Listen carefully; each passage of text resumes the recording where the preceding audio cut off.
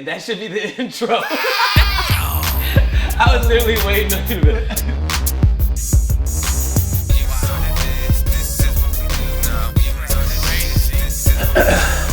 Guess what? We back. Okay, yo. Boom. We are back. Dion Lack. Tony Naylor. I switched it up. Again. This is. Let's start it over. Huh? Like that. Oh no, this is going to be in it. We're gonna go ahead and keep We're gonna do it again though. Right, for the sake of the bloopers. Hey, here we go. You never saw this. Yo!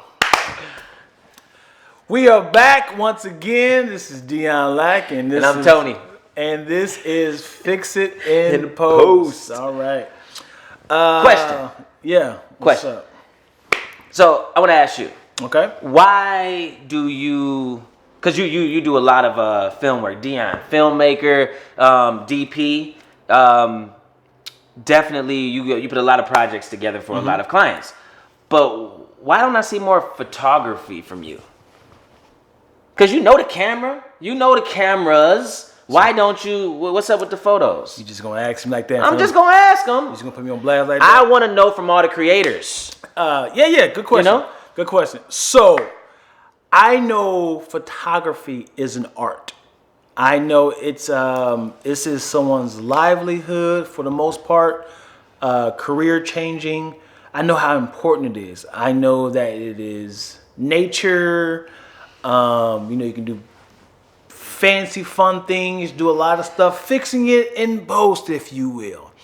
I felt like photography, and I will do it. I will take pictures of certain things and people. But I feel photography was moving away from my ultimate goal as a actor, filmmaker type person. Even though I know it can kind of play a role somewhat, but I felt like I wanted to get better as a videographer, cinematographer, DP, knowing the camera, knowing that my circle of friends and people, I'm needed. They need to know what to do, what not to do. And once I understand the camera, I can tell the director of a project that I'm in, won't you put that like at a 1.4 or make sure this is blown out. Bring the shutter speed up because I'm about to move extremely fast, or bring it super slow so once I whip it down now like at the Matrix or something like that. So I want to understand the camera. By any chance the DP is kind of a newer person, I can kind of give them instructions or knowing lighting, knowing my motive as an actor. I was just kind of trying to understand the business in show business because it's not all about the show. It's the business part. Knowing if I'm getting screwed on the back end, I'm trying to understand the cinematography. Okay. So that's why I sort of stayed away from photography. Yeah. Okay. So like when we originally started, I do a lot of photos. I do photos every day, but I do a lot of video work too. Right. Question for you. Yes. What is the difference between videography? A lot of people know this. There's a difference between videography and cinematography. Yes. So yes. Could you tell us what's the difference? Okay. Well, videography. When I look at it, it's more of the situations that's going on that you don't have anything to do with. You have your camera, you got everything set up, but you're not directing. You're not controlling any of the audience around you. Yeah. It's more of in your BTS range or in your just capturing the content, but you don't have a directive in that process.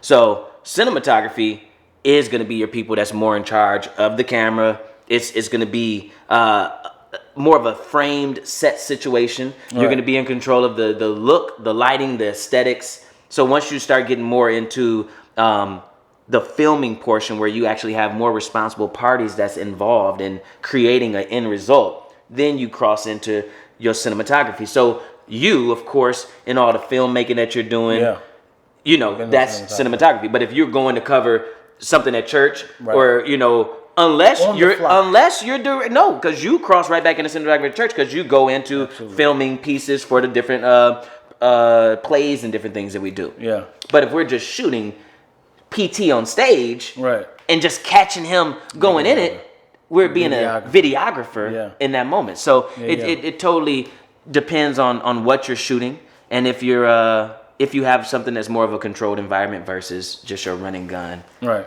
Shoot it. So now I've learned that the photography for me has helped with the video, with my the composition of a frame. Right. You know what I'm saying? Like understanding the same frames that I see in my photos, and I'm like, oh, look at that depth of field, and look at this and that. Understanding how that can transition on the video side has been, a growing, part of the business. What I will say is, once I picked up my Sony 6500, shout out to Sony gang, all right? As soon as I picked that up, it actually takes pictures. Once I picked that up, I learned and respected other cameras a lot more, because I start to understand shutter speed and ISO, and just kind of understanding like, oh, this is why I need to adjust this. And it's always like it's all what you are trying to go for. You can't say, what should I put it on? It's like you have to ask the person, what are you going for? What are you going for? That's so big. And it's like, I love photography because it's like it's a frame by frame opportunity to recheck yourself. And it's like every time you turn to a different position, it's literally a different math problem that you have to adjust if you have a goal from the beginning. So a lot of times people just go out and shoot, and it's like whatever they see, whatever the camera's giving them, they just say that's the picture. Question for you. I know this is off subject. Will Smith has this photo video. Have you been seeing that? You follow Will Smith on Instagram? He does these little things that, like, they're all pictures, but his photographer kind of flips through them like it's probably like 1,000 pictures in like 3 seconds, and it looks like he's moving, but the background is moving. Do you know that? I'm assuming it's that. I've seen some cameras that they literally take the picture from 3 angles. Like it's a one camera with 3 lenses on it. So it literally takes it like a 3D image. Right. So that image in the middle would be able to be stationary, and the background would have that moving component. And then the other ones are, like your frame by frame shots, where if you want to take just hold your button down and and if your subject is moving, then you have like your flip book. You know what I'm saying? Yeah, that's what I'm thinking. Like the cartoon style. You know what I'm saying? Like when you just want to flip through and see the animation kind of moving. Right. But I was like, why does it look different? Why does that particular photo video looks different than an actual video? So it's weird, because it's like, yes, I can bring my framing rate up to shoot him doing this, but it's like, why does this look like a picture versus mine being a video? I'm going to put the video up of what it looks like so y'all can see it. And maybe if y'all photographers or videographers or cinematographers, let me know how y'all do that. That's freaking phenomenal. I want to learn that. Always grow, man. In this business, always grow. Don't get comfortable. Please. Yeah. You know where I got comfortable at? Final Cut. A lot of people like, you got to go to Photoshop. You got to go to Adobe. You got, they trying to, I keep saying they. Yeah, the world is trying to stretch me, and I'm like, I'm good. It's like saying, like, I'm having a ripped body from the waist up, and everybody's like, yo, you got to do your legs, man. I'm like, dude, people ain't looking at that. I'm good. They like, yo, but I really think you can get stronger. You can pick your speed up if you get your legs. I'm good. Look at the shirt off. Look. Yeah. I got sent in my having to really trust how God be moving in the business, right? Because I'll pack my schedule out, and then if things happen, people cancel, drop off, I don't take that like, why me? I'd be like, oh, that's because I had something that wasn't on his schedule, right? So, you take these times where it's just like, all right, I understand what's going on. What should I be doing in this season of preparation towards wherever we're going toward? And it's like, I had started passing off a bunch of jobs to people because I was like, I don't feel like editing no more. Yeah. So I was like, yo, yo, Mitch, you trying to grab this edit? Boom, I got you. Boom. I'm paying out so much. I'm barely making money, but I'm taking care of the clients. And I'm like, this system works for me when it really doesn't. Right. And then, boom, it was like, you supposed to be editing those. And then like at the same time, I'm on a Pixel set and downloading all these new plugins. And then and the reason why I was saying I didn't want to edit no more is because the equipment that I was using was outdated in my Final Cut. Like I was using the older Final Cut. I didn't have the plugins that I needed. So when I'm watching niggas do the glitches and watching the all of these different things and the way that their transitions were going through, the zoom transitions, push transitions, the lower thirds was coming on and then the blocks would move up and then come off. And I'm like, how they doing that shit? All plugins. All plugins. So it's like, it was the frustration of not investing into my equipment, into myself. So I would love to do it. Because it ain't the fact that I gotta do it, but you should know how to do everything that you know how to do to the best of your abilities. Right. Like, you know what I'm saying? Like, you shouldn't just drop it off like that. So I took that like, yo, get your bars up in Final Cut. Absolutely. You know what I'm saying? And my last, I say about 10 videos have been on a different level versus what I was doing because I've had to invest that time back into, you know what I'm saying, into the foundation of what I do. Absolutely. You know? Yeah, and same here. I definitely need to do more photos because I definitely feel like the difference between Sony and Canon, if there's a huge difference with the look of it. I got frustrated as a photographer because I was taking pictures with my guys, and he has a Canon, I had a Sony, and we took pictures side by side. No flash or anything. The Canon comes out the box so rich. Yeah. So rich. And it was so defined. Team Canon, baby. And we had the same settings. But what I'm saying is like, the camera he had doesn't have real time of knowing, like, if I bring it up to 8 or if I bring this down to 650, what's gonna look like. People that has Canons, they know exactly the range of things, what it could look like. I can see real time, and that's cheating because I'm not studying the numbers of the best settings for this particular scenario. Yeah. So I'm sure he's a Canon photographer. So if you're in here and I'm like, hey, what look should I have, you know, to have a good clean shot? You bring that up to about like a I could tell you right now 2.6 right now. They have a little depth of field. But I would say about like a 3800 Kelvin, about 3800 Kelvin, about 200 ISO. There's a good light in here, you know what I'm saying? And we'll know if we want it blown out, we drop it down to about a 1.8 f-stop, and the rest of it's gonna be cool. I don't memorize that. I just, because I can see it real time with the camera I have a 6500. I can see it real time and be like, you're talking about through your viewfinder, right? Oh, it's so much cheating in those Sonys doing. Absolutely. So I can see it. I can see it. I'm not studying. I'm not studying the numbers to know what it's supposed to look like. Yeah, y'all study the live picture, right? So you don't pay attention to numbers. We only get to see a back page, right? Of you know what I'm saying? And even when we put our camera in live mode, because we can put it in live mode. I didn't know that. But when you do it, you delay your shutter speed. Oh. Like you literally, it has to back focus and it delays like the shot. And then then you have different bars. It's like it reframes your picture. So it's different to do it like trying to look through your screen and shoot it like Sony is. It operates with the same speed versus the eye finder versus the view. Right. Canon is different. So if we can't get our click at the same speed, then we don't want to use it. I've seen people bring that camera out. They do about 4 or 5 test shots. They be like, that's it. And like, that's it. Let's get it. And I'm like, yo, hold up. I'm like, hold up. Let me figure this out. And I think the frustration of veterans versus me just starting off. I had took some red carpet pictures for Sony Snowfall.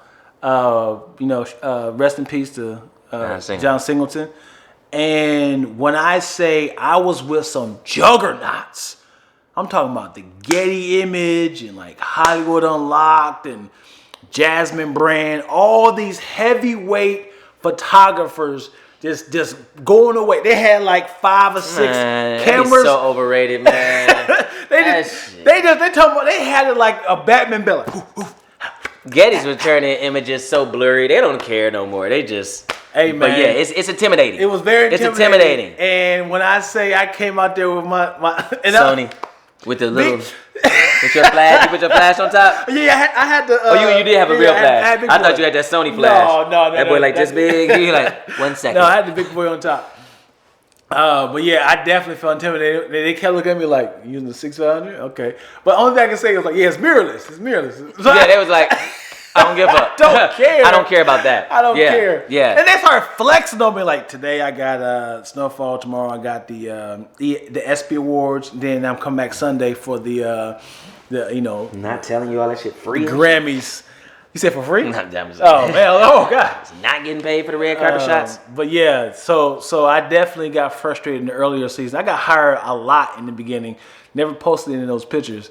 But yeah, and I had a couple photo shoots with him. I should definitely go through those archives of pictures to see if I can find some good ones. Yeah. He was the first photo shoot. As soon as I cracked open the camera, I went to my boy and I was like, yo, you got to show me the ropes. He had a whole squad there. He was like the mother duck, and he had like 3 little duckies following him with cameras. Like, we was like, so what are we doing? Okay, all right, let's figure this out. Now, I want you to keep the same shot. He's a great teacher, by the way. If you need to learn the camera, please go to this guy.